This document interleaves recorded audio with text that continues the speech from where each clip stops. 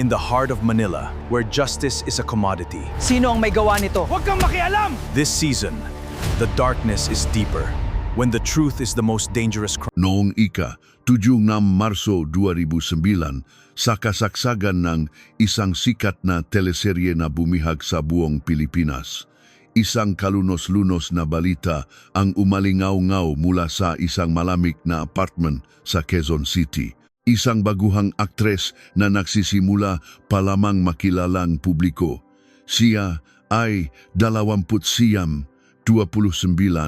na taong gulang pa lamang. Ang babaeng ito na laging nakangiti at nagpapakita ng matapang na pag-arte sa telebisyon ay natagpuang malamig na bangkay sa hagdanan sa loob ng kanyang bahay. Ang kamatayang ito na muntik ng ibaon bilang isang simpleng kaso ng pagpapatiwakal dahil sa matinding depresyon ay nagiwan ng 4 na pahinang dokumentong isinulat ng kanyang sariling kamay, mga dokumentong hindi na sana dapat lumabas sa mundo, ngunit kinakailangang masilayan ng lahat.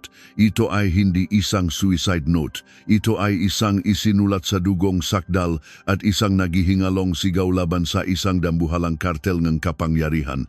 Kung nais ninyong sundan hanggang dulo, ang may team na aninong nakakubli sa likod ng kasong ito, ang naglalakihang pader na kinaharap ng nga investigador at ang mga piraso ng katotohanang hindi kailanman nabuo, mangyaring i-click ang subscribe button at i-on ang notification bell. Kung mayroon pa kayong ibang hindi lutas na kaso misteryong nais pakinggan, mangyaring magiwan ng komento. Nang tumuntong ang orasan sa 4:42 ng hapon, isang nagmamadaling tawag ang natanggap ng 112 emergency hotline. Ang tumawag ay ang manager ng nasawing aktres. Ang eksenang dinatnan ng mga rumespondeng investigador mula sa Quezon City Police District QCPD ay sa biglang tingin isang tipikal na kaso ng pagpapatiwakal. Walang senyales ng puwersahang pagpasok, mayos ang loop ng bahay at walang nakitang galos o sugat sa katawan ng biktima na magpapahiwatig ng foul play. Pansamantalang nagpasyang pulisya base sa investigasyon sa pinangyarihan at pahayag ng pamilya na ang biktima ay biglang nagpasyang tapusin ang kanyang buhay dahil sa lumalang depresyon. Maging ang media ay nagpadala ng pakikiramay. Tinawag itong kalunos-lunos na pagkawala ng isang sumisikat na bituin na kabilang sa hit teleseryeng Prinsesa ng Puso Ko. Subalit, ang kutob ng mga veteranong investigador sa pinangyarihan ng krimen ay nakakaramdam na mayroong hindi tama. Kadalasan, sa espasyo ng isang taong nagbabalak na tapusin ang kanyang buhay, may mararamdamang pagsuko o pagayos ng magagamit. Ngunit iba ang sitwasyon ng biktima. Ilang oras lamang bago siya mamatay, normal pa siyang nakipag-usap sa kanyang mga kaibigan, tinalakay ang kanyang mga susunod na schedule at nagpaplano pang bakasyon sa Boracay. Higit sa lahat, ang mabakas na iniwan niya ay punong tensyon, tila naghahanda sa isang laban sa halip na kamatayan. Ang pagdududang ito ay naging katiyakan ng sa gitnang paghahanda para sa kanyang burol. Lumabas ang isang dokumento na yayanik sa buong bansa. Ang tanyak na Jasmine Liz pangalan ng aktres. Ang 4 na pahinang dokumentong ito na pinaniniwala ang isinulat ng biktima sa huling linggo ng kanyang buhay ay hindi isang simpleng tala-arawan o huling habilin. Sa bawat pahina, nakasulat ang kanyang umid, TIN number at malinaw na nakadiin ang kanyang thumbprint. Sa pananaw ng isang eksperto sa investigasyon, ito ay may formalidad ng isang malinaw na sinumpaang salaysay o dokumentong inihanda para magkaroon ng legal na bisa. Malinaw na isinulat ito para ipakita sa isang tao o para gipitin ang isang tao. Ang nilalaman nito ay nakakakilabot. Sa dokumento, tinawag niya ang kanyang sarili bilang isang mahina at walang laban na baguhang aktres at detalyadong inilarawan ang hindi makataong pagtrato na sinapit niya mula sa CEO ng kanyang ahensya na itatago natin sa pangalang CEO Thomas. Pinapunta ako sa mga inuman para magsilbi nga alak. Pinwersa akong makipagtalik. Ikinulong ako sa kwarto at walang awang pinalo ang aking ulo at katawan ng mabuti. Bagamat maikli ang mga salitang ginamit sa dokumento, ang lalim ngang sakit na nakakubli sa pagitan ng mga linya ay halos hindi masukat. Ipinahihiwatik niya na higit pa sa simpleng trabaho sa showbiz, siya ay ginamit bilang isang paraan ng suhol at panandaliang aliw para sa mga makapangyarihang tao sa lipunan. Ang mas lalong nagpakaba sa mga investigador ay ang mga taong kanyang binanggit o tinangkang banggitin. Bagamat walang partikular na pangalang nakasulat, lumabas ang nga titulong tumutukoy sa mga kilalang tao sa lipunan. Mga sikat na direktor, pangulo ng isang malaking kumpanya ng media at mga opisyales ne bangko. Ito ay hindi lamang korupsyon sa showbiz. Isa itong senyales ng pagsabok ng isang malaking eskandalo na maglalantad sa kasuklam-suklam na sikreto ng mga pinakamayayaman at makapangyarihan sa Pilipinas. Sa inisyal na yugto ng investigasyon, hindi may tagong ang pulisya ang kanilang pagkagulat. Ang planong isara ito bilang simpleng kaso ng pagpapatiwakal ay kinailangang baguhin ng tuluyan dahil sa paglabas ng dokumento. Ang problema ay kung saan nanggaling at paano kumalat ang dokumentong ito. Ang manager ng biktima na tatawagin nating Manager Javier ay nakpakita ng kahina-hinalang kilos simula pa sa burol. Sinabi niya sa pamilya, namatay si Jasmine ng may hinanakit. Kailangan nating parusahan ang kalaban ng bayan. Sabay ibinunyag ang pagkakaroon ng dokumento at ipinasilip ito sa ilang reporter. Sa burol, sa halip na kalungkutan, isang hindi may paliwanag na tensyon at takot ang namamayani. Ang makapwa artistang nakikiramay ay tahimik at takot magsalita, habang may mga ulat na may mga hindi kilalang lalaking nakabarong at itim na suwit na nagmamasid sa paligid. Tila ba may isang taong desperadong pumipigil na lumabas ang mga lihim at nais ibaon ang kaso ng tahimik. Agad na bumuo ang pulisya na Special Task Force at sinimulan ang malalimang investigasyon. Ang unang dapat makuha ay ang cellphone ng biktima, matawag, at ang orihinal na kopya na sabing dokumento. Kahit na hindi pa kasingunlat ang digital forensics noong 2009, ang cellphone ang pinakamatibay na smoking gun upang matukoy ang huling ginawang biktima at kung sino ang nga nakausap niya. Base sa pagsusuri, may kakaibang pattern na nakita sa kanyang nga tawag ilang araw bago siya mamatay. Matitinding pag-away sa telepono kasama ang mataga-ahensya at maraming missed calls sa mga particular na oras. Ngunit sa simula pa lang, bumangga na ang investigasyon sa isang hindi nakikitang pader. Nagkaroon ng kalituhan sa pagkuha ng orihinal na dokumento. Ayaw ng pamilya na masira ang pangalan ng biktima, kaya nais nilang sunugin ang nga papel. Sa katunayan, isang ritual ng pagsunok ang ginawa sa bakuran ng isang pribadong sementeryo. Ngunit ang tanong, sinunog ba talaga ni Manager Javier ang lahat ng orihinal na kopya o may itinago siyang duplikat? Nang may broadcast na sa telebisyon ang bahagi ng dokumento, kumalat ang galit ng publiko na parang apoy. Isang baguhang aktres na ibinunyag ang tunay na mukha ng lipunan gamit ang kanyang sariling buhay mariying iginiit ng taumbayan na ilabas ng pulisya ang katotohanan. Bilang pambihirang hakbang, nagtayo ang Philippine National Police, PNP, ng malaking headquarters sa QCPD at nagpadala ng manatauhan mula sa Criminal Investigation and Detection Group, CIDG. Sa labas, nangako sila ng isang walang kinikilingang investigasyon. Ngunit sa loob ng task force, iba ang hangin na umiihip nang unti-unting lumabas ang mamukha ng mga taong pinaghihinalaang nasa listahan. Isang mabigat na katahimikan ang bumalot sa mga investigador. Sila ang mga tinaguriang Diyos ng industriya ng media, pananalapi at politika sa Pilipinas. Agad na napagtanto ng mga investigador. Ang kasong ito ay hindi lamang simpleng pagpapatunay ng pananakit o pamimilit, kundi isang madugong laban kontra sa buong nagahariang uri ng Pilipinas. Tuwing susubok silang humingi ng search warrant upang makahanap ng ebidensya, may palaging misteryosong pumipigil. At ang pag-schedule ng imbitasyon para sa mga suspek ay palaging nababalam. Ang huling linya ng dokumento ay tila isang iyak na nahuhulaan ang kanyang kapalaran. Ako ay isang mahina at walang labang baguhang aktres. Gusto ko nang makawala sa pagdurusa na ito. Ang itinuro niyang pangunahing salarin, si CEO Tomas, ay nakatakas na pa Singapore bago pa man pumutok ang iskandalo dahil wala ang pangunahing suspek.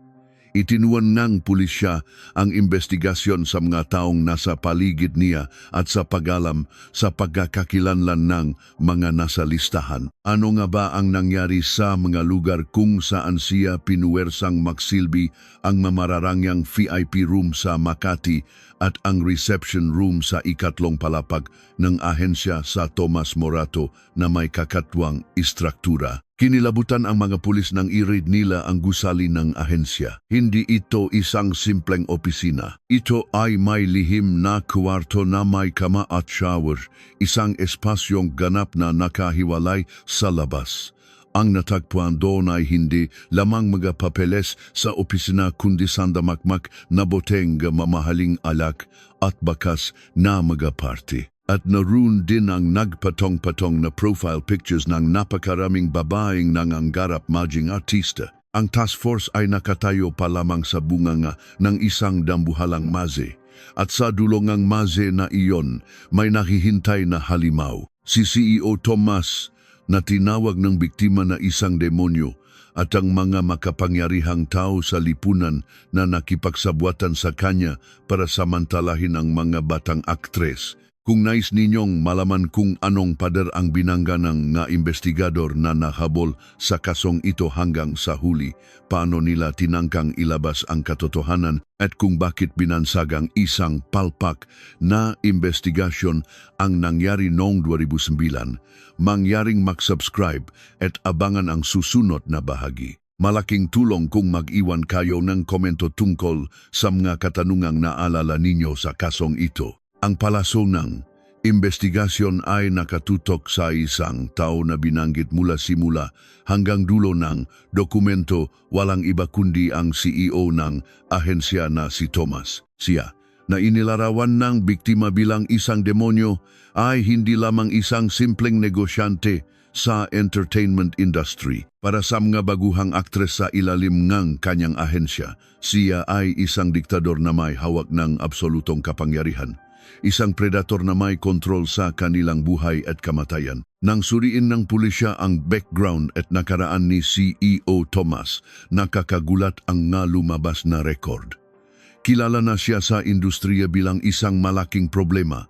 Sa nakaraan, nasangkot na siya hindi lamang sa makaso ng paglabag sa kontrata kundi pabalik-balik na rin siyang sinampahan ng kaso para sa pananakit at estafa. Sa likod ng pagliha ng nga sikat na bituin, patuloy pala siyang nananamantala at nanggigipit ng matao. Napagtanto ng nga investigador na ang susi sa investigasyon ay ang pag-unawa sa tinatawag na slave contract o kontratang alipin.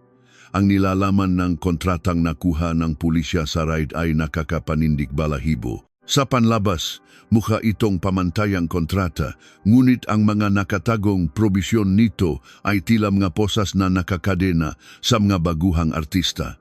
Ang pinakamalaking problema ay ang parusa sa paglabag. Kapag sinira ang kontrata o hindi sinunod ang utos ng ahensya, ang artista ay pakmumultahin ng milyon-milyong piso, halagang imposible nilang mabayaran. Para sa biktima na kakasimula pa lamang, ang dambuhalang multang ito ay isang pader na hindi niya kayang akyatin. Ang malabong probisyon na nagsasabing hindi dapat sirain ng artista ang interes at reputasyon ng kumpanya ay naging sandata ni CEO Tomas para kontrolin ang biktima. Gamit ang kontratang ito, kinontrol ni Tomas ang bawat kilos ng biktima. Nang suriin ng investigador ang schedule na ginawa ng manager at ang text message sa cellphone ng biktima, hindi nila mapigilan ang kanilang galit. Ang kanyang schedule ay hindi nakasentro sa pag-arte, audition o taping. Pumunta ka mamayang gabi sa VIP room sa BGC. May usapan tayong mag-golf, maghanda ka, magsuot kang magandang damit. May darating na importanteng tao. Ang pagpapatawag ni CEO Tomas ay walang pinipiling oras o lugar. Kahit sa anibersaryo ng kamatayan ng kanyang mga magulang, pinuwersa siyang dumalo sa mga inuman. Kahit sa mga araw na may taping siya, pagkatapos ng trabaho, hila-hila ang kanyang pagod na katawan, pinapapunta siya sa mamahaling restaurant at bar. Dun, ang kanyang papel ay hindi bilang isang artista, kundi bilang isang babaeng magbibigay ali sa mga business partner ni CEO Tomas. Masusing inimbestigahan ng task force ang gusali ng ahensya ni Tomas sa Tomas Morato, Quezon City na naging sentro ng Jasmine List. Ang tatlong palapag na gusaling ito ay may napakakaibang istruktura. Ang unang palapag ay isang wine bar, ang ikalawa ay opisina, at ang ikatlong palapag. Ang ikatlong palapag ay isang eksklusibong espasyo ni CEO Tomas na mahigpit na ipinagbabawal sa mga tagalabas.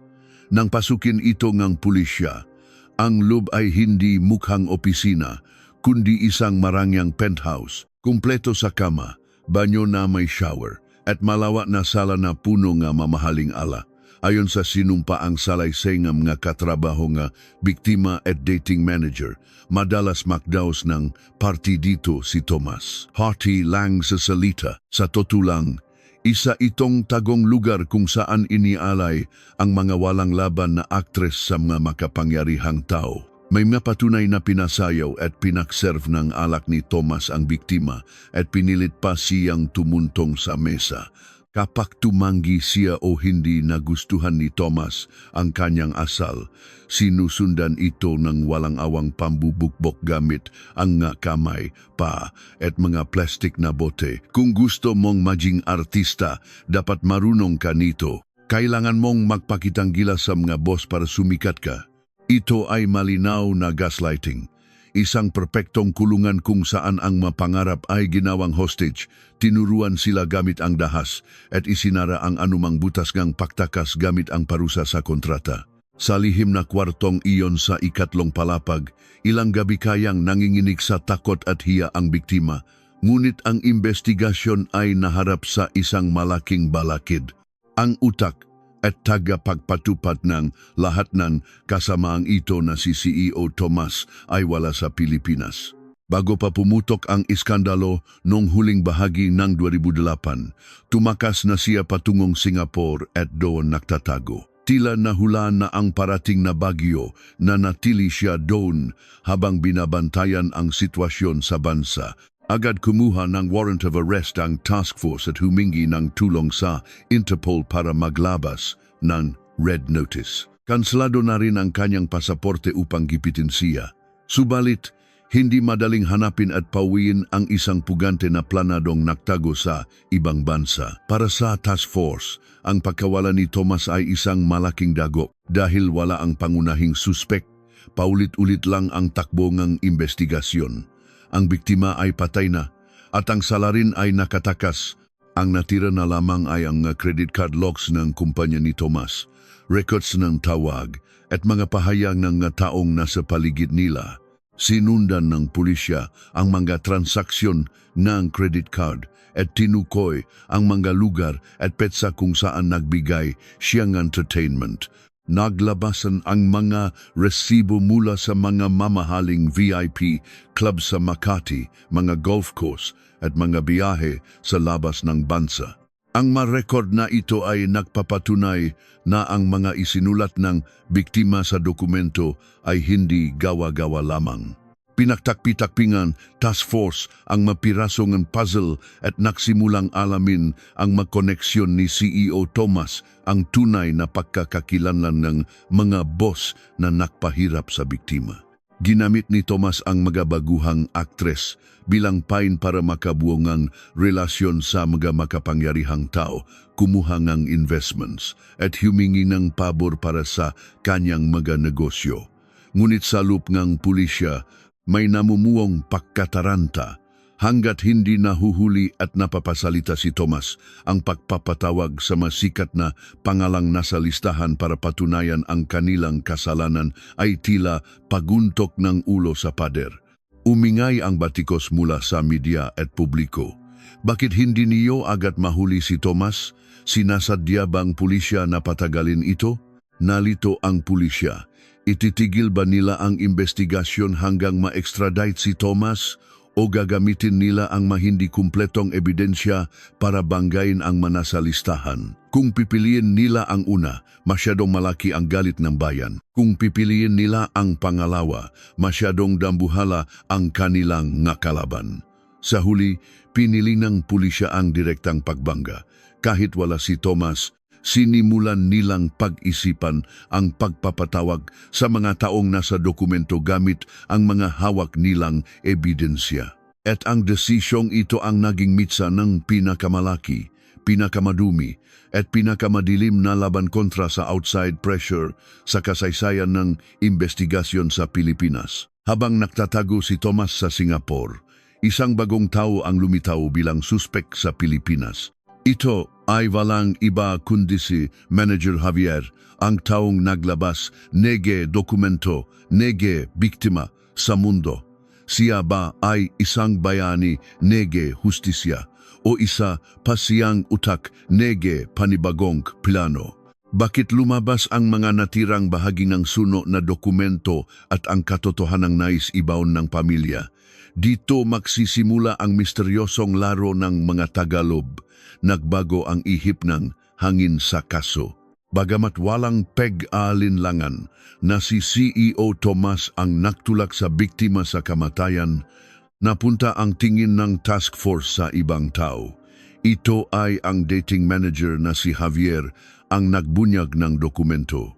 Siya ang kinikilalang taong huling pinagkatiwalaan at sinandalan ng biktima bago siya mamatay. Ngunit habang nahuhukay ang pulisya, lumabas na ang relasyon niya sa biktima ay hindi lamang simpleng tagatulong at kliyente.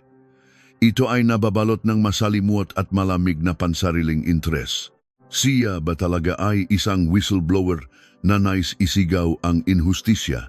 O isa siyang malupit na mastermind na ginamit ang pagdurusa ng biktima para sa sarili niyang laban sa negosyo? Sa simula, ipinosisyon ni Javier ang kanyang sarili bilang tagapagtanggol ng biktima sa pamilya at pulisya. Sinabi niya, nagsulat si Jasmine dahil hindi na niya kaya at ipinagkatiwala niya ito sa akin. Ngunit sa matangam nga investigador, ang katangian ng dokumento ay malayong-malayo sa isang simpleng suicide note. Gaya ng nabanggit kanina, may nakasulat na tin, umid, thumbprint, at listahan ng pang-abuso. Ito ay perpektong nakaformat bilang isang sinumpaang salaysay o ebidensya na inihanda para sa legal na laban. Nakitang pulisya masamang nakaraan sa pagitan ni Javier at CEO Tomas. Si Javier ay dating road manager sa ilalim ni Tomas. Kalaunan, humiwalay siya para magtayo ng sariling ahensya at nagkaroon sila ng matinding away ng tangkay niyang tangayin ang sumisikat na talento ni Tomas. Pinasampahan ni Tomas si Javier ng patong-patong na kaso, kaya naipit si Javier sa sulok. Dito naginala ang task force sa kanyang motibo. Kailangan ni Javier ng isang malakas na pasabog, isang nuclear bomb para pabagsakin si Tomas. Ang mapangyayaring natuklasan sa investigasyon ay nagpatibay sa hinalang ito. Ilang araw bago mamatay ang biktima, ipinatawag siya ni Javier sa kanyang opisina. Doon naganap ang pagsusulat ng dokumento. Base sa CCTV at mga pahayag, malaki ang posibilidad na isinulat ito ni biktima dahil sa payo o pang-uudyok ni Javier. Isulat mo ito para makawala ka sa kamay ni Tomas. Kailangan natin ng ebidensya para makalaban sa korte. Para sa desperadong biktima, ang alok ni Javier ay tila isang lubid ng kaligtasan. Gusto niyang putulin ang slave contract kay Tomas at lumipat ng ahensya ng walang binabayarang penalty. Ginamit ni Javier ang kahinaang iyon ng biktima. Ngunit para sa mga pulis, ang dokumentong ito ay hindi kalasag para sa biktima, kundi isang matulis na sibat na inihanda ni Javier para saksakin si Tomas. Ang pinakamisteryosong bahagi ay kung paano itinapon ang dokumento. Nalaman lang ng pamilya na may ganitong dokumento nung araw ng ang burol. Ayaw ng pamilya na kumalat ang kahiyahiyang sinapit ng biktima. Nakiusap sila kay Javier na sunugin ito. Pumayag si Javier at sa harap ng pamilya sa Manila Memorial Park, sinunog nila ang mga papeles. Habang pinapanut nilang nagiging abo ang mga papel na naglalaman ng pagiya ng biktima, inakala ng pamilya na tapos na ang lahat, tago na ang lihim at makakapahinga na ang biktima ng payapa. Ngunit isa itong inosenteng ilusyon. Isang araw lamang matapos sunugin ang dokumento, sumabog sa TV Patrol ang nilalaman nito. Ang dokumentong ipinakita sa TV ay may mga sunog sa gilid, ngunit nababasa pa rin ang nilalaman. Ayon sa balita, aksidente itong natakpuan ng reporter sa basurahan sa labas ng opisina ni Javier. Nagiduda ng husto ang Task Force G2.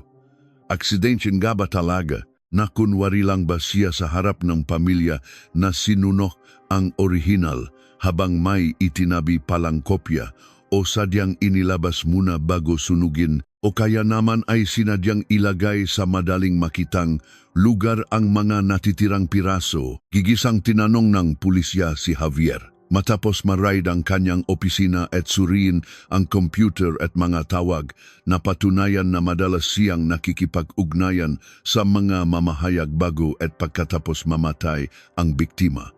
Nakuha rin ang pahayag mula sa makaibigan niya na sinabi raw ni Javier na may hawak siyang matibay na baraha para idikdik si Tomas. Ang senaryong nabuo na task force ay kalunos-lunos. Ang biktimang si Jasmine ay parang tupang naipit sa pagitan ng dalawang lobo. Sa isang banda, naroon ang predator na si Tomas na umabuso at nanakit sa kanya. Sa kabilang banda, naroon ang oportunistang si Javier na nagabot ng kamay na akala mo'y tutulong, ngunit ginawa lamang siyang armas para atakihin ang kalaban nito. Malaki ang posibilidad na bago mamatay ang biktima, nalaman niyang ginagamit na pala ni Javier ang isinulat niya para i-blackmail si Tomas. Ang takot na babalikan siya ni Tomas, ang pakiramdam na trinaydor siya na taong pinakatiwalaan niya, at ang kawalan ng pag-asa na wala kahit isang kampisa, kanya ito ang malamang na naktula sa kanya sa bingit ng kamatayan. Mahigpit na itinanggi ni Javier ang mga akusasyon sa investigasyon. Gusto ko lang tulungan si Jasmine.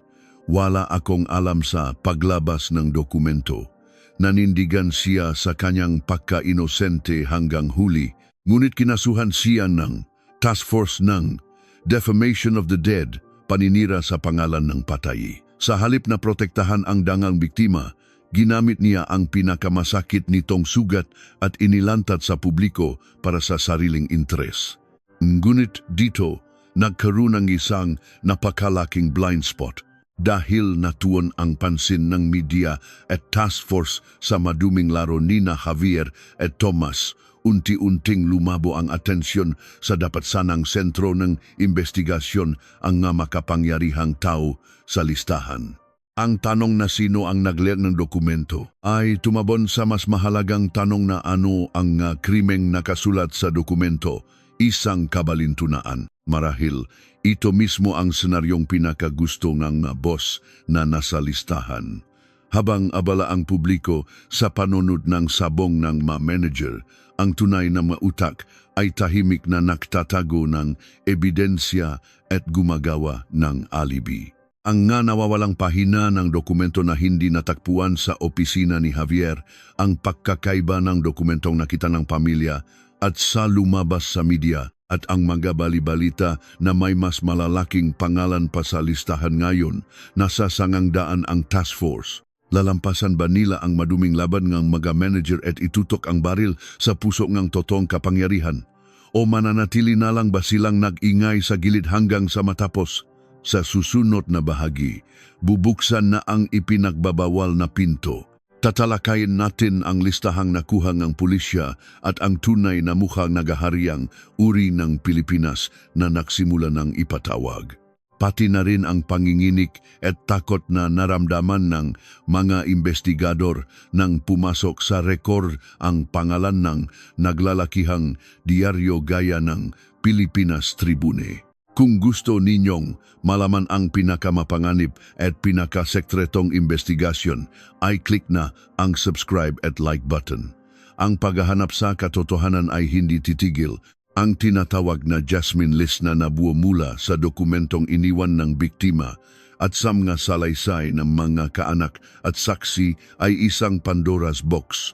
Ang mapangalang nakasulat dun ay ang malalaking gulong na nakpapatakbo sa lipunan ng Pilipinas. Nga higante sa pananalapi, mabos ng IT companies, sikat na direktor na may kontrol sa mga teleserye, at ang pamilyang nagmamay-ari ng isa sa pinakamalaking diaryo sa bansa. Hindi lamang ito isang listahan ng suhol sexual.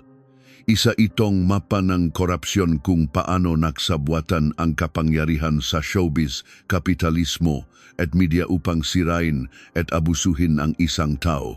Agad na hiningi ng taumbayan ng agarang pag-aresto at pagkakulong ng nasangkot. Subalit sa realidad, ang takbo ng investigasyon ay kabaliktaran sa inaasahan ng publiko.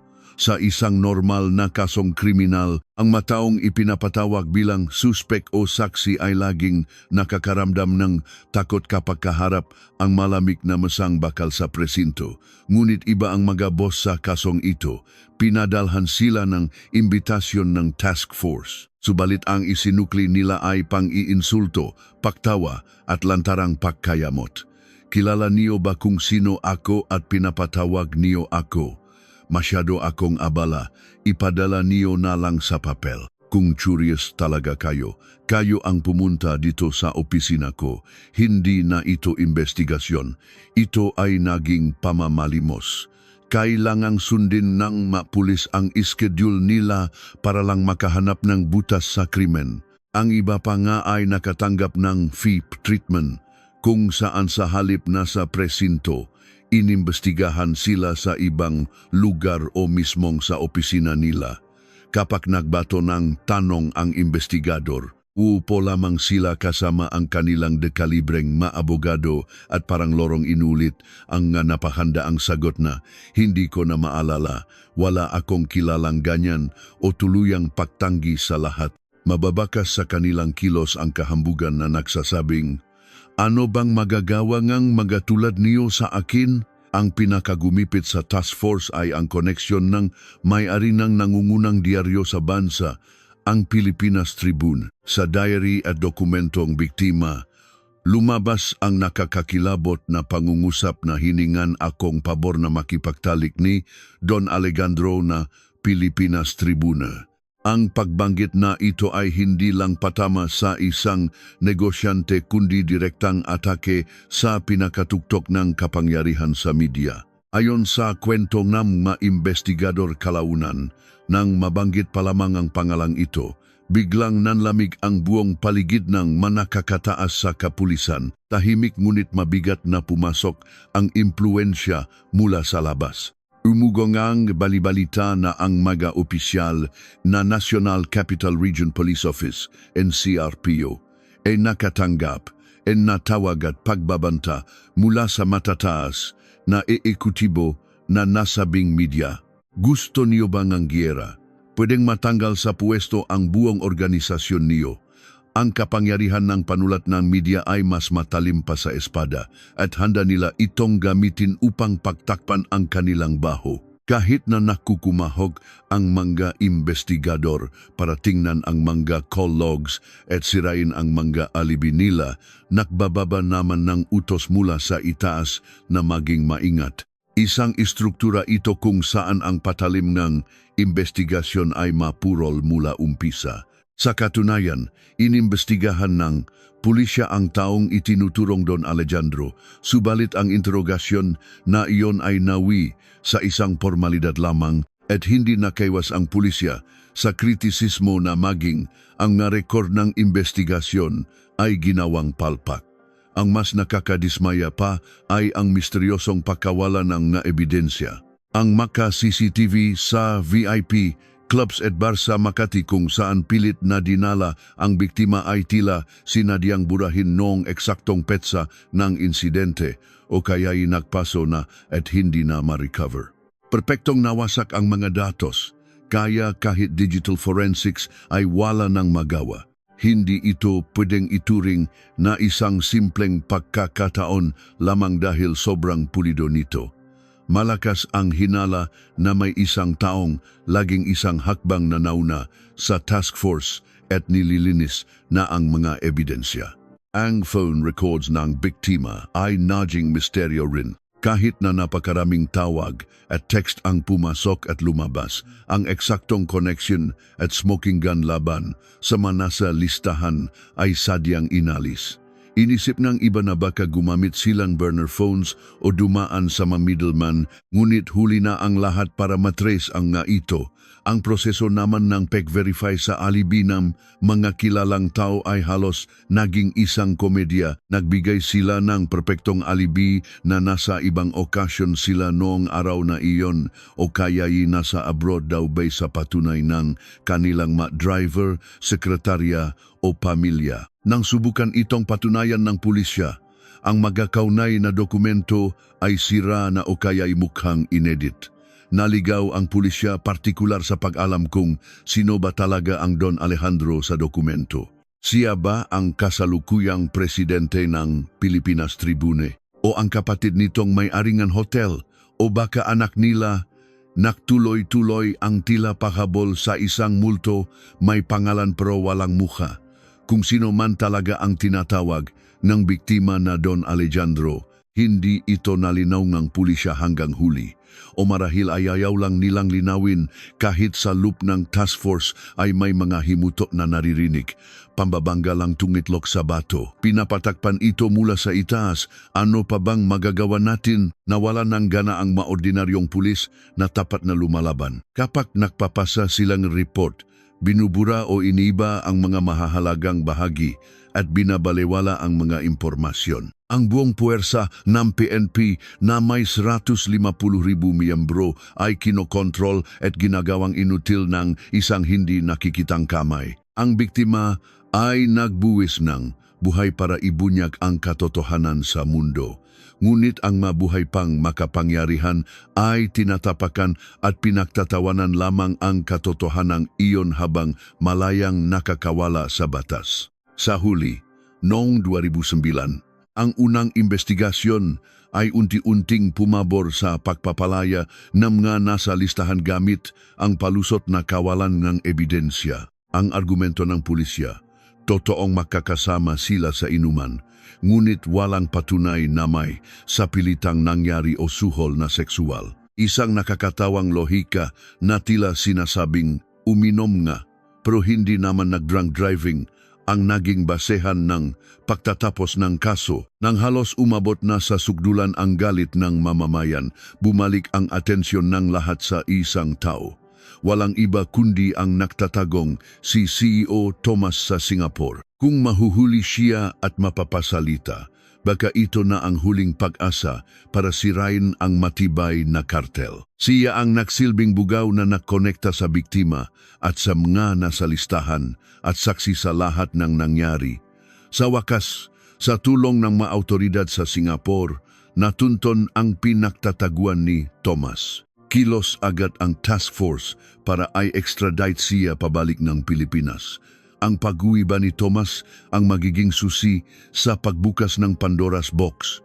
O isa lamang siyang alay para isalba ang mas malalaking isda upang manahimik ng tuluyan? Sa susunod na bahagi, ilalantad namin ng mainit na eksena ng pag-aresto kay Tomas, ang nakakagulat na plot twist sa harap ng hukuman at ang walang kwentang pagtatapos ng investigasyon noong 2009. Noong Hunyo 24, 2009, ang arrival area ng Naya ay naging magulo dahil sa dandang media at camera flashes. Matapos ang 4 na buwang pagtatago, pilit na pinawi si CEO Tomas mula Singapore at tumuntong muli sa Pilipinas. Habang nakasuot ng sombrero at maskara, nakaposas ang dalawang kamay at hila-hila ng napulis, ang kanyang paglabas ay naka-live broadcast sa lahat ng news channels. Pigil hiningang nanut ang buong bansa. Umasa ang lahat na oras na magsalita siya. Mabubuksan ang pinto nga untouchables at isang isasalang ang mga nasa listahan sa hustisya. Agad na dinalang ng pulisya si Tomas sa QCPD at sinimulan ang matinding interogasyon. Malinaw ang sentro ng investigasyon. Ang layunin ay marinig mula sa bibig ni Tomas kung totoong nagkaroon ng sapilitang inuman at pakikipagtalik gaya ng isinulat ng biktima at kung sino-sino ang sangkot dito. Dahil si Tomas ang tulay ng dambuhalang kartel at ang arkitekto ng lahat ng krimen, ang kanyang salaysay ang tanging pag-asa upang buhayin ang namamatay ng apoy ng investigasyon. Ngunit sa loob ng interrogation room, iba ang naging takbo kumpara sa inaasahan ng publiko. Bihasa si Tomas. Umamin siya sa ilang kaso tulad ng pananakit at pagbabanta na tila napilitan lang, subalit marin siyang tumanggi o nagmaang-maangan sa pinakamahalagang issue, ang suhol na sexual at koneksyon sa mga VIP. Business dinner lang iyon, isinulat yan ni Jasmine dahil sa ilusyon niya gawa ng depresyon. Inosente ako, walang sapat na pisikal na ebidensya ang task force para idiin siya. Ilang buwan na ang nakalipas kaya't burado o sira na ang mga ebidensya at ang mga nasa listahan ay nakagawa na ng matibay na alibi para takasan ang batas. Alam na alam ito ni Tomas. Batit niya nasa oras na aminin niya ang pamumugaw. Babagsak hindi lang siya kundi pati ang nga makapangyarihang pumoprotekta sa kanya. Sa kabaliktaran, alam niya ang patakaran ng laro. Kung poprotektahan niya sila, makakatanggap lamang siya ng magaan na parusa. Sa huli, nabangga sa pader ang pulisya na umasa lamang sa bibig ni Tomas. Nang itikom ni Tomas ang kanyang bibig, nawalan ng lakas ang mga pulis na habulin ang nasa itaas. Ang mga investigasyon laban sa may-ari ne diaryo, opisyales ne bangko at direktor ne teleserye ay isa-isang ibinasura dahil sa pahayag ni Tomas na walang kinalaman ang mga ito. Noong Hulyo 10, 2009, 4 na buwan makalipas ang insidente, naglabas ng pinal na ulat ang pulisya. Ang resulta ay hindi lamang nakakadismaya, isa itong pambansang panloloko. Mula sa 20 suspek, 7 lamang ang inirekomenda ng pulisya na kasuhan sa piskalya. Ngunit kung titignan ang detalye, nakakabalif ito. Ang makasong inihain laban sa pangunahing suspek na si Tomas ay pananakit, pagbabanta at estafa lamang. Ang pinakamabigat na dahilan ng pagkamatay ng biktima, ang sapilitang pamumugaw, ay inalis dahil sa kakulangan daw ng ebidensya. Ang lohika ng pulisya ay kumpirmadong nandun sila sa inuman ngunit walang patunay na may pilitan. Ang dating manager naman na si Javier, na nag-leak na dokumento, ay kinasuhan ng libel at defamation. Siya na nagsabing ipaglalaban niya ang biktima ay naging suspek na haharap din sa korte. Ano na ang nangyari sa mga VIP sa listahan? Nakakagulat man o gaya ng inaasahan na absuelto silang lahat. Tinapos ng pulisya at piskalya ang kaso sa dahilang patay na ang biktima kaya hindi na makuha ang pahayag niya at hindi sapat ang pangalan lang sa papel para patunayan ang krimen. Maging ang mga opisyales sa bangko at mga direktor na lantarang nasangkot ay nakalusot sa pagsasabing walang kapalit yon o simpleng hapunan lang. Lalo na sa pamilyang nagmamay-ari ng diaryo na pinaghihinalaang nagbigay ng pressure mula umpisa hanggang dulo, pinatunayan ng resulta na hindi talaga sila inimbestigahan ng maayos. maging ang desisyon ng korte ang tuluyang naglagay ng tuldo sa walang kwentang pagtatapos na ito. Matapos ang paglilitis noong 2010 at 2011, hinatulan si CEO Thomas ng 1 taong pagkakakulong pero may 2 years probation at 160 oras na community service. Isang tapik lang sa balikat. Pinalaya siya ng hindi man lang nakatikim ng totoong kulungan. Si Manager Gavier ay hinatulan din ng 1 taon at 2 years probation.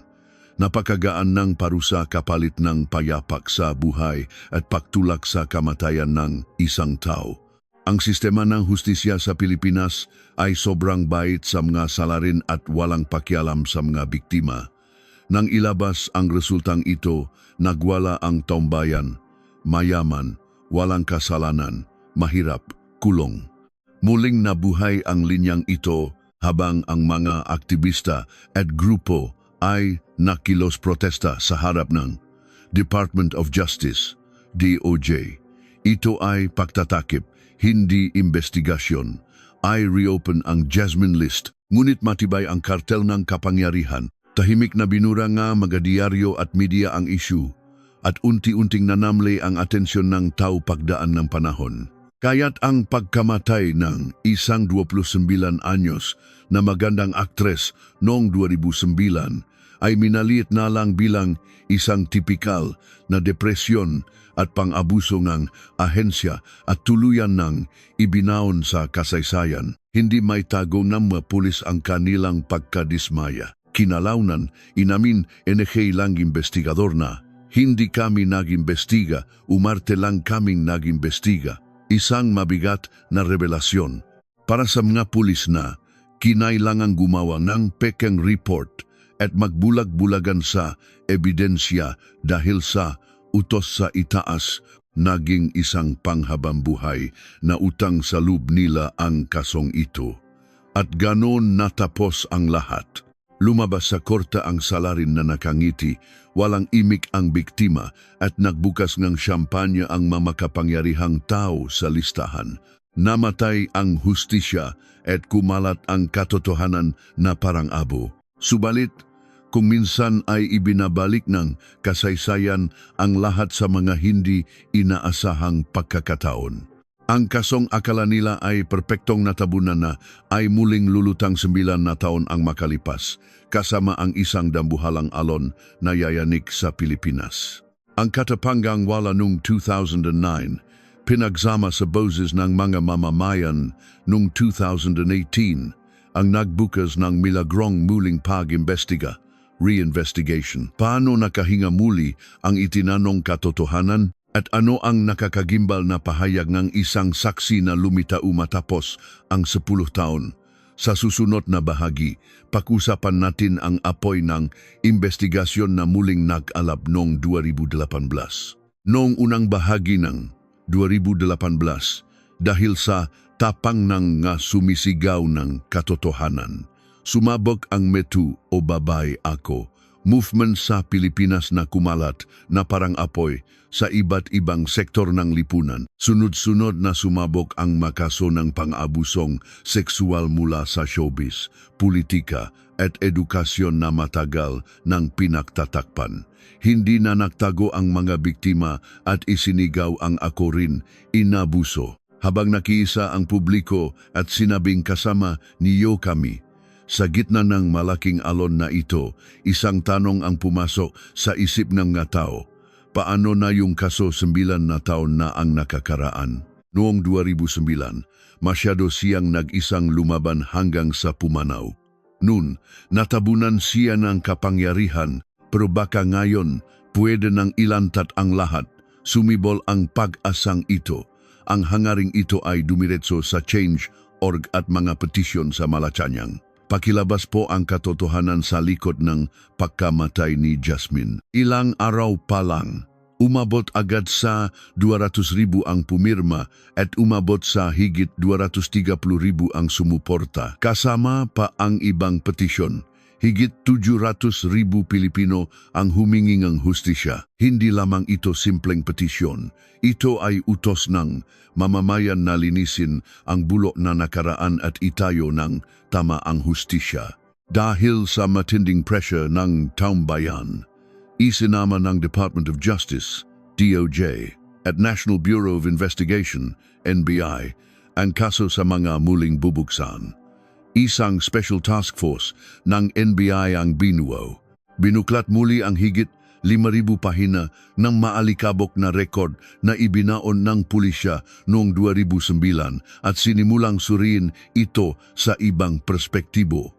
Siyempre, hindi ito isang formal na criminal case agad, kundi isang pagsusuri kung may pagkukulang sa unang investigasyon pero napakalaki ng kahulugan nito. Nang buklatin ulit ang mga papeles, napansin ng task force ang mga kakatwang bakas na sinadyang iwasan o tanggalin ng mga pulis noong 2009. Ang pinaka-nakatawag pansin ay ang mga kahina-hinalang pera. Nang masusing suriin ang bank accounts ng biktima, may nakitang hindi may paliwanag na deposito. Bago mamatay si Jasmine, may magaseka na nakakahalaga ng daang libo hanggang milyong piso ang pumasok sa account niya. Ang mga nagdeposito ay magakilalang negosyante at bankero na madaling makilala. Hindi na ito inimbestigahan ng pulis noong 2009. Pero isipin ninyo ng lohikal, isang baguhang aktres makakatanggap ng milyon-milyong pisong tseke mula sa CEO o bankero na hindi naman niya kaano-ano.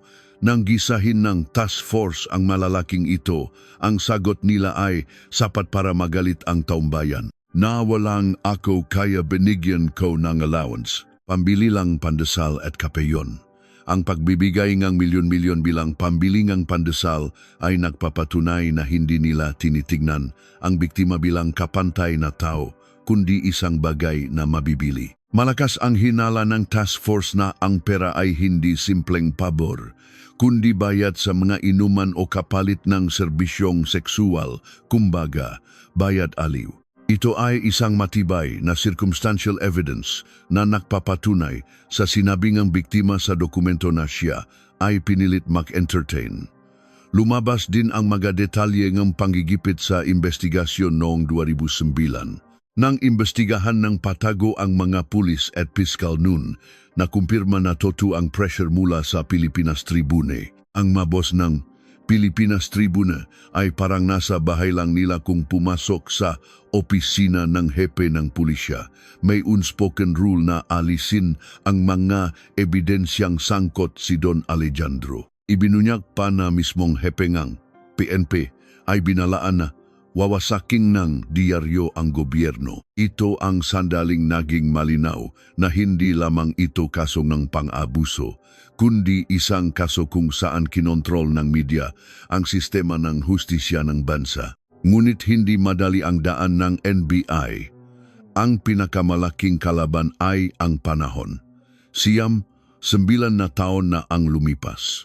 Ang prescription period o statute of limitations ng halos lahat ng krimen ay paso na. Ang pangingikil o pananakot ay may 7 taong palugit kaya paso na ito noong 2016. Ang tanging natitirang krimen na pwedeng kasuhan ay ang pinlanong panggagahasa, special statutory rape, na may 10 hanggang 15 taong palugit. Ngunit para mapatunayan ito, kailangan ng matibay na pisikal na ebidensya o saksi. Patay na ang biktima, nakasundo na ang masalarin at palpak ang malumang records. Desperadong humingi ng extension ang task force sa DOJ. Marami pang dapat malaman, kulang sa oras. Umiinit din ang opinyon ng bayan. Tuwing malapit nang matapos ang deadline, sumisigaw ang tao na i-extend ito hanggang sa napilitan ang gobyerno na pahabain ito ng ilang beses hanggang Mayo 2019. Resulta ito ngang pagpupumilit ng nga Pilipino na malaman ang totoo. Iba ang hangin ng 2018 kumpara noong 2009. Isang matinding labanan sa pagitan ng mga nagtatakip at nagbubunyag ang nangyayari sa ilalim. Sinubukan ng NBI na i-recover ang phone logs ng biktima at hinanap ang madating empleyado ng FIP clubs para pagduktong-duktungin ang mga alaala. At sa gitna ng nakakapagod na labanang ito, isang mahalagang tao ang lumitaw para baguhin ang takbo ang kaso. Isang kasamahan ng biktima na 10 taong naktago sa anino. Ang nag-isang saksi na nandun sa mismong party ay lumabas na sa publiko. Ang paglitaw niya ay ikinagulat ng buong Pilipinas. Nakaupo sa TV Patrol, nanginginig ngunit may paninindigan niyang sinabi, "Nakita ko ang ginawa nila kay Ate Jasmine." Natuwa ang publiko at tinawag siyang anghel ng katotohanan. Naging bestseller ang isinulat niyang libro at bawat salita niya ay itinuturing na batas. Subalit, buong katotohanan ba talaga ang nakita niya? Sa malamig na mata ng investigasyon, may magabutas sa kanyang makwento. Sa likod ng palakpakan, may umuusbong na hamok ng pagdududa. Sa susunod na bahagi, tatalakayin natin si Isabel, ang saksing lumabas matapos ang 10 taon. Ang epekto ng kanyang pahayag, ang kontrobersya sa likod nito, at ang kalituhang naranasan ng NBI. Siya ba ay ilaw ng pag-asa o pinto patungo sa isa na namang labirinto? Detalyado at mapangakit ang masinabi ni Isabel. Iginiit niya na 13 beses siyang inimbestigahan nun pero hindi siya pinaniwalaan ng pulis at piskal. Gaya ng titulo ng libro niya, ang ika-13 niyang testimonya ay binalewala. Sinabi niyang nakita niya kung paano pilit pinasayaw ang biktima sa birthday ni CEO Thomas at hinipuan ng isang ex-journalist. Bukod pa rito, nakita raw niya mismo ang original na Jasmine list kung saan nakasulat ang mga pangalan ng isang mambabatas, boss ng media at iba pang malalaking tao. Galit at suporta ang ibinuhos sa kanya ng publiko nang idulog niya ang takot sa kanyang buhay. Umabot sa daan-daang libo ang pumirma na bigyan siya ng police escorts. Agad siyang binigyan ng pulisya ng smartwatch at safe house. Nagdagsaan ang madonasyon para suportahan siya. Naging simbolo siya ng paglaban sa bulok na sistema. Gayunpaman, iba ang nararamdaman ng DOJ at NBI Task Force. Habang verify ang kanyang mga sinabi, unti-unting may mga lumalabas na hindi tugma. Ang mata ng investigador ay dapat nakatutok sa paktwal na detalye, hindi sa emosyon. At ang mga detalye ay nagsimulang lumihis sa pinaniniwalaan ng masa. Ang unang pagdududa ay tungkol sa listahan mismo. Sabi ni Isabel, nakita niya ito at naalala ang apelyido ng mambabatas at boss ng media.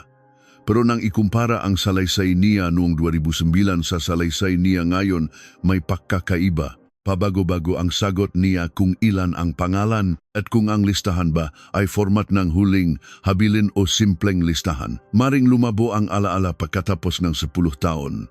Ngunit ang pag-iba-iba sa pinaka-esensyal na ebidensya ay nagtanim ng malaking pagdududa sa mga pulis. Ikalawa, ang paglalarawan sa araw ng insidente. Itinuro ni Isabel si Mr. Che, isang mamamahayag, bilang nambastos kay Jasmine. Ito ang naging dahilan para kasuhan si Mr. Che. Pero nang i-cross-check ang mga flight records, tawag at salaysay ng iba, hindi tugma ang petsa, lugar, at mga taong sinasabi ni Isabel sa totoong nangyari. Pangatlo at pinakamalaking issue ay ang kanyang maaksyon. Nagsimulang punahin ng tao ang pagiging masyadong komersyal ng paglalabas niya ng libro, pagbebenta ng merchandise, at paglikom ng donasyon gamit ang non-profit org na itinayo niya. Pumasok ang hinala na ginagamit lang niya ang trahedyang ito para sumikat at kumita, imbes na maging purong whistleblower. Sumabog ang lahat ng magsalita ang isang manunulat na tumulong sa libro niya. Naglabas ito ng screenshots ng chat nila ni Isabel kung saan sinabi niya, nagsisinungaling si Isabel. Hindi naman sila ganun ka-close ni Jasmine. Sa chat, makikita si Isabel na nagsasabing kailangang mag-trending ito para bumenta ang libro. Nalito ng husto ang task force. Ang akala nilang nag-isang smoking gun ay naging posas na pumipigil sa investigasyon. Kung marumi ang pahayag ni Isabel, babalik sa umpisa ang timeline at pagtukoy sa suspect. Lalo na't para kasuhan ang mga nasa listahan tulad ng boss ng diaryo at politiko. Kailangan ang salaysay ni Isabel dahil ako mismo ang nakakita sa listahan lang ang tanging direktang ebidensya nila. Ngunit dahil nasira ang kanyang kredibilidad, nawalan ang NBI and kapangyarihang habulin ang malalaking isda. Nagbago rin ang timpla ng media at bayan mula bayani, naging scammer at sinungaling si Isabel. Nagsampang ng kaso ang managdonato para mabawi ang pera at inimbestigahan siya ng pulisya sa kasong estafa. Dahil sa takot, dali-daling umalis si Isabel Pachanada noong Abril 2019. Idinagilan na babantayan daw niya ang may sakit niyang ina, isang pagtakas. Ang naiwan niya ay kawalan ng pag-asa. Pumasok sa isang malaking dilema ang publiko. Kung sinungaling si Isabel, kasinungalingan din ba ang buong kaso ni Jasmine? Hindi. Kahit may eksaherasyon o mali si Isabel, ang katotohanang pinahirapan si Jasmine, napilit siyang inabuso, at may cover-up na nangyari, ay hindi nawawala. Ngunit sinira ng isyung ito ang sentro ng kaso at ginawang he said, she said ang sitwasyon. Sa mata ng eksperto, ang karakter ni Isabel ay sumasalamin sa hirap ng pag-alala sa kasong 10 taon na at ang panganib kapag ang isang hindi panapatunayang testimonya ay hinusgahan na ng social media. Dahil wala na si Isabel, napilitan ang NBI na umasa na lang sa mga tirang ebidensya at ibang saksi, isang mas mahirap na daan. At dito nila nakaharap ang totoong takot na nagpaluhod sa mga pulis noong 2009. Dito nagsimulang lumabas ang pagkanta ng mapulis nun kung paano sila pinatiklop ng media. Ano nga ba ang natitirang smoking gun sa gitna ng gulo? Sa susunod, tatalakayin natin ang pressure noong 2009, ang takot ng maopisyal ng PNP at ang palihim na kamay ng Pilipinas Tribune. Noong Marso 2009, iba ang pakiramdam sa QCPD. Noong una itong pumutok, mainit ang dugo ng mapulis na lumaban. Gusto nilang linisin ang bulok na lipunan. Ngunit mabilis nanlamig ang apoy na iyon. Nang tumutok ang baril kay Don Alejandro ng Pilipinas Tribune, biglang nanigas ang paligid. Ang makwento ng pulis na ipinatawag muli noong 2018 ay nakakagulat. Para silang nagsabi na may dambuhalang presyo mula sa itaas. Karaniwan, suspek ang takot sa pulis. Pero dito, pulis ang takot sa suspek. Ang pinakamatinding pahayag ay galing sa mismong naging hepe ng CRPO noon. Inamin niya ang pananakot sa kanya. Isang matataas na tao sa Pilipinas Tribune ang pumunta sa akin at diretsong nanakot. Kaya naming makhluklok at makpabaksak na presidente. Kung gagalawin niyo ang boss namin, baka maski ang administrasyon ay bumaksak. Ito ay isang malinaw na pag-atake sa pambansang seguridad, isang media na tinatakot ang hepe ng pulis sa Metro Manila. Kahit nainsulto ang hepe, hindi niya nagawang imbestigahan ng maayos dahil sa totoong banta. Hindi ito simpleng pressure. Isa itong dahas na nagsasabing sino kayo para banggain kami at ang banta na ito ay bumaba sa mismong maimbestigador. Kapag may ipapatawag na suspek, hinaharang ng itaas. Huwag niyo nang tanungin tungkol kay Don Alejandro. Huwag na ungkatin ang calls. Baka mapahamak kayo. Kahit gusto pa nilang kumuhang waran para makita ang phone logs ng boss ng media na dani ito ng korte o hindi pinirmahan ng mga hepe sa taas. May kutob din na binuang ilang phone logs ng biktima sa mismong record ng pulis. At ang pinaka-nakakagalit ay ang VIP treatment sa interogasyon. Formalidad lang ito sa isang hotel o ibang lugar. Sobrang sandali lang kapag nagtanong ang pulis, wala akong maalala at tapos na. Hindi makapilit ang pulis.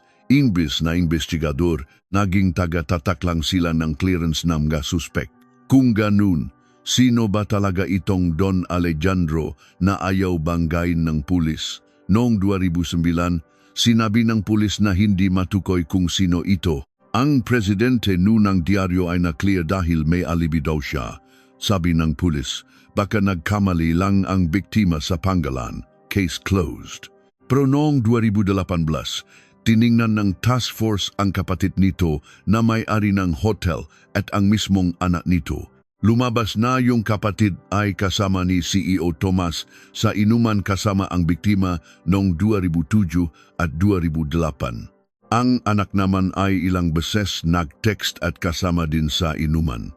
Subalit noong 2009, halos hindi inimbestigahan ang dalawang ito. Yung kapatid na malapit kay CEO Tomas ay hindi man lang tinawag ng pulis dahil kumain lang naman daw. Tila ba ang mga pulis ay naging robot na kapag apelyidong Alejandro ang nakita, nagbubulag-bulagan agad? Hindi ito incompetence. Isa itong sadyang pagtatakip ng krimen. Nakita din ng NBI na nausap-usap pala ang napulis at mga abogado ng media para ilik ang maimpormasyon. Kung mismong chief of police ay kamiting ang abogado ng suspect para ibigay ang mga itatanong paano pa magkakaroon ng hustisya. Ang listahan ni Jasmine ay hindi lang suicide note kundi ebidensya laban sa kartel. Subalit ang pulis na dapat bumangga sa kartel ay naging aso nito. Sabi ngang isang kaibigan ni Jasmine, umiyak siyang sinabi sa akin, sobrang nakakatakot sila. Pati pulis at piskal, kampi sa kanila. Dito natin nararamdaman ang lalim ng kawalan niya ng pag-asa. Noong 2009, ang investigasyon ay hindi nabigo, ito ay sadyang pinatay. Tinakot ng media ang pulis at ang pulis para isalba ang sarili, inabandona ang biktima. Ito ang dahilan kung bakit hindi ito simpleng sex crime, kundi salamin ng kabulukan sa Pilipinas. Noong Mayo 2019, natapos ang 13 buwang investigasyon ng NBI at DOJ at ipinasa ang final report. Mapapakulong na ba ang mga Alejandro o talo na naman sa Statute of Limitations? Sa susunod na bahagi, ang pinal na desisyon noong 2019. Noong Mayo 20, 2019, press briefing ng DOJ sa Manila, pagkatapos ng 13 buwan, ihahayag na ang resulta ng reinvestigation ng task force. Nakatutok ang dandang camera kay Justice Secretary.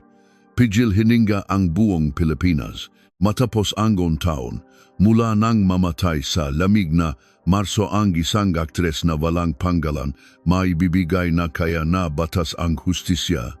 Guguho na kaya ang matibay na Kastilyo na Jasmine List, ngunit ang resulta na inihayag ay nakpakita ng malupit na realidad at ang walang awang limitasyon ng batas natin. Para idirekta ang sagot, ito ay hating tagumpay at perpektong pagkatalo. Kinilala ang makasaysayang katotohanan, ngunit hindi nakamit ang hustisyang legal. Sa 250 pahinang report ng komite, may ilang mahahalagang bagay na opisyal nilang inamin na matagal nang itinanggi noong 2009. Una, totoo at mapagkakatiwalaan ang dokumento at listahan na iniwan ni Jasmine. Opisyal na inamin ng gobyerno matapos ang 10 taon na pilit na isinabak sa inuman at pinagsamantalahan ng mga VIP ang biktima dahil kay CEO Tomas at totoong may pananakit. Ito ay nagpapatunay na ang pagkamatay ni ay hindi dahil sa depresyon kundi social murder na ginawa na sistema. Ikalawa, kinumpirma na may totong pressure at sabwatan noong 2009 sa pagitan ng mamayari ng Pilipinas Tribune at ng mga pulis. Ibinunyag na tinakot ng diaryo ang pulis kaya inalis ang mga ebidensya. Ang pagbabalik ng mga nakuha sa rait ng walang malinaw na dahilan at pagbura ng phone logs ay itinuring na pang-aabuso sa posisyon. Hanggang dito, mukhang lumabas na ang totoo. Pero sa pinakamahalagang tanong, makukulong ba ang nga nasa listahan? Napayuko ang komite. Hindi nagrekomenda ang komite na kasuhan ng panggagahasa ang mga makapangyarihan sa listahan. Ang mas tumpak na salita, hindi nila kaya. Ang dahilan ay sobrang lupit ngunit malinaw. Dahil sa kawalan ng ebidensya at statute of limitations, pagpaso ng kaso. Ang pinaka-issue ng reinvestigation ay kung ginahasa ba siya gamit ang droga, special statutory rape. Ang normal na kaso ng pang-abuso o pananakit ay paso na nung 20167 years. Kaya ang tanging natitira ay ang special rape na may 10,15 years prescription period. Pero walang pisikal na ebidensya, burado na ang CCTV mula 10 taon na ang nakalipas. Wala na ang traces ng droga sa katawan. Ang natira lang ay ang listahan at saksi, ngunit sa matang batas, ang salitang pinuwersang makipagtalik sa papel ay hindi sapat para ituro kung kailan, saan, at paano ginawa ang krimen ng isang partikular na tao. Mas nakakasakit ang kaysa isang saksi na si Isabel ay hindi tinanggap ang salaysay. Ayon sa komite, paiba-iba ang sinabi ni Isabel at kulang sa kredibilidad. Sa huli, umiral ang isang konklusyon na napakahirap tanggapin ng taumbayan. Totu ang listahan, ngunit walang ebidensya para patunayan na may partikular silang ginawang panggagahasa. Pati ang mga taga-diaryo na nagpresyo sa kaso, noon ay hindi na rin pwedeng kasuhan dahil paso, na rin ang kasong obstruction of justice at graft. May ginawa silang masama pero dahil matagal na, hindi na pwede. Ito ang kasalukuyang mukhang batas natin. Kaya itiniklop ng komite ang kaso ng walang irerekomendang kasong panggagahasa. Inirekomenda lang nila ang kasong perjury o pagsisinungaling sa korte laban kay CEO Thomas. Isang napakawalang kwentang pagputol sa buntot ng kaso matapos ang malaking ingay ng reinvestigation. Sumabog ang galit ng sambayanan. May pilitang inuman pero walang makukulong. Anong klaseng batas ito? Walang nagbago noong 2009 at ngayon ang hustisya ay para lang sa mayaman. Disappointed at galit ang lahat. Noong 2009, pinigilan ng kapangyarihan ang kaso. Noong 2019, pinigilan ng oras ang kaso. Nakalusot ulit ang manasa listahan sa batas. Patuloy pa rin silang nabubuhay sa yaman at luho at para sa kanila, baka isa lamang itong maliit na gulo na dumaan sa buhay nila, ngunit hindi buong-buong walang silbi ang reinvestigation. Kahit hindi sila naposas, ang kanilang baho ay nakatata na sa opisyal na rekord ng bansa. Napatunayang palpak ang pulis noong 2009. Napatunayang totu ang hirap na dinanas ni Jasmine. Kahit paano, naalis sa kanya ang bansag na balif o depress lamang at nabawi ang kanyang dangal bilang biktima. Sa mata ng mga eksperto, ito ang kaso na nagpapakita ng pinakamalaking pagkakaiba ng katotohanan sa realidad at katotohanan sa korte. Alam nating lahat kung sino ang may sala. Ngunit ang mataas na pader ng beyond reasonable doubt at ang malamig na makinarya ng statute of limitations ay humarang sa hustisya. Ngayon, ang kasong ito ay opisyal at panghabang buhay ng sarado. Wala nang susunod na reinvestigation. Sarado na ang pinto ng batas. Subalit, kung saan huminto ang batas, doon dapat magpatuloy ang ating alaala. Sa huling bahagi ng mahabang seryeng ito, pag-usapan natin ang nga naiwang pamanan ng kaso at mga tanong na hindi pa tapos at tuluyan nating isasara ang file ni Jasmine. Inaasahan ko na hanggang sa huli, sasamahan niyo kami upang alalahanin siya. Ang inyong pag-subscribe ay isang pangakong hindi tayo makakalimot. Nang pumanaw si Jasmine noong 2009, ito ang pinakamadilim na panahon ng industriya ng showbiz sa Pilipinas. Noon, Ang maahensya ay may nakasabit na pangalang entertainment pero pinapatakbo na parang mga sindikato. Ang mga baguhang artista, lalo na ang mga babae, ay kinokontrol ang mapangarap at dinudurok ang karapatang pantao parang mga modernong alipin. Ang kanyang kamatayan ay naglabas ng mabahong imburnal na nakatago sa likod ng makikinang na teleserye. Hindi naging walang saysay ang kanyang sakripisyo. Kahit hindi nakulong ang mga boss, ang kanyang duguan na listahan ay nagbigay ng bitak sa sistema. Matapos ang insidente, binago at nirebisa ng Department of Labor and Employment, DOLE, at ng mga kinaukulan ng mga kontrata. Ipinatupad ang standard talent contract kung saan tinanggal ang malalaking penalty, protektado na ang privacy, at binigyan ng karapatang humindi ang mga artista. Ngayon, bago pumirma ang mga baguhan, may kalasag na sila. Gayun din, may mga isinusulong sa Kongreso at Senado na mga batas upang protektahan ang mga manggagawa sa entertainment industry, pagbawalan ang mga walang lisensya na magtayo ng ahensya, at hindi na pwedeng makapasok sa industriya ang mga may record ng sex crimes. At ang pinakamalaking nagbago ay ang isipan ng tao. Dati, normal lang sabihin na kailangan mo ng sponsor para sumikat o parte ng trabaho yan. Ngayon, alam na ng tao na krimen yan at pananamantala at kaya na nilang magalit. Ngunit kung magiging makatotohanan, malayo pa ang lalakbayin natin. Hindi ibig sabihing nagbago ang batas, magbabago na ang kasakiman at kapangyarihan. Nawala ang salitang pambubugaw, pero ang alok ng sponsorship ay nananatiling tumutubo parang lason na kabuti sa dilim. Mas nag-level up at mas patago na ngayon. Ang maisyong lumalabas ngayon sa showbiz ay nagpapakita na buhay pa rin ang mismong sistemang naranasan ni Jasmine, iba nga lang ang anyo. Ito ang dahilan kung bakit hindi natin dapat kalimutan ang kasong ito. Ito ay hindi lang lumang sismis. Ito ay isang malakas na babala sa posibleng nangyayari pa rin ngayon sa kahit saang sulok. Nakita natin kung paano ginamit ng manasa taas ang kapangyarihan nila para abusuhin ang nasa laylayan at iwasan ang batas. At naramdaman natin kung gaano kawalan ng pag-asa ang lipunan kapag hindi sila napaparusahan. Naisip ko ang mga VIP sa listahan. Ano kaya ginagawa nila ngayon? Siguro nandun pa rin sa mga high-end restaurant sa BGC o Makati, uminom ng mamahaling alak at nagpapakitang gilas na hindi sila matitibag.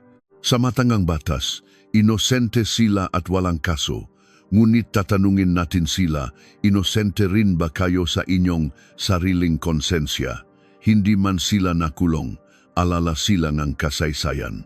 Ang internet at digital na record ay hindi nabubura. Sa pangalan nila sa utak ng publiko, laging nakakabit ang Jasmine list, isang peklat na habang buhay nilang dadalhin. Ito na siguro ang pinakamatinding parusa na ibibigay ng taumbayan. Ang mabuhay ng wasak ang tunay na reputasyon at laging tinitignan ng may pagdududa. Ito ay bahagi ng kasalanan nila na kailangan nilang bayaran. Bilang pagtatapos, nais kong pag-usapan si Jasmine mismo. Nakilala lang natin siya bilang ang kaawa-awang aktres, biktima, at babae sa listahan. Pero minsan, nakaroon din siya ng pangarap. Isang 29 anyos na dalaga na ang mga mata ay nagnininging at nagsasabing gustong-gusto ko pong umarte. Anak din siya, kaibigan din siya, at may karapatang sumaya katulad nating lahat. Ang iniwan niya sa atin ay hindi lang basta sumbong ng krimen. Isa itong daing para sa kanyang dignidad, na parang sinasabing, pakiusap, ituring niyo naman akong tao. Matagal na simula nang lumisan siya, pero tuwing sasapit ang Marso, tinatawag ulit ang kanyang pangalan. May mga nagsasabing, tigilan niyo na yan, wag niyo nang gamitin ang patay. Ngunit ang pag-alala ay tungkulin nating mga buhay. Kung hindi natin siya alalahanin, babalik ang dilim at gagawa ulit ng panibagong Jasmine.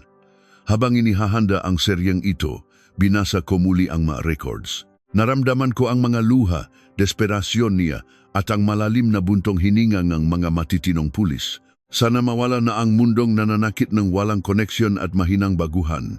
Ang paglikha ng mundong walang nakaharing pera at kapangyarihan sa ibabaw ng batas iyan ang tunay na paraan para bigyan siya ng kapayapaan. May kasabihan na hindi mananalo ang dilim sa liwanag, hindi mananalo ang kasinungalingan sa katotohanan. Kahit mukhang natalo ito noong 2009 at 2019, hindi tayo susuko. Hindi lumulubog ang katotohanan. Nade-delay lang ang pag-angat nito. Jasmine, sana kung nasaan ka man, sa mundong walang sapilitan, walang dahas at walang pananamantala, ay makapag-arte ka na ng buong husay at maging payapa na. Hindi makakalimutan ang pangalan mo kailanman. Hanggang dito na lamang ang seryeng Jasmine Case File na ginawa natin ng mahabang panahon. Taos pusong pasasalamat sa mga subscribers na nakisa sa galit at kalungkutan ng kwentong ito. Napakarami pang makasong ibinaon sa limot at mga katotohanang pinaktakpan ng kapangyarihan sa ating lipunan. Ang aming channel ay patuloy na maghahanap ng liwanag sa dilim gamit ang malamig na isip at mainit na puso. Hindi lang sa kasong ito, kundi kung may alam kayong misteryo na dapat marinig ng buong Pilipinas, i-comment niyo lang. Ang inyong pagbabantay ay ang simula ng pag-imbestiga. Patuloy tayong maghahanap sa katotohanan. Mangyaring mag-subscribe, I-like at I-click ang notification bell para makasama namin kayo hanggang dulo. Maraming salamat po.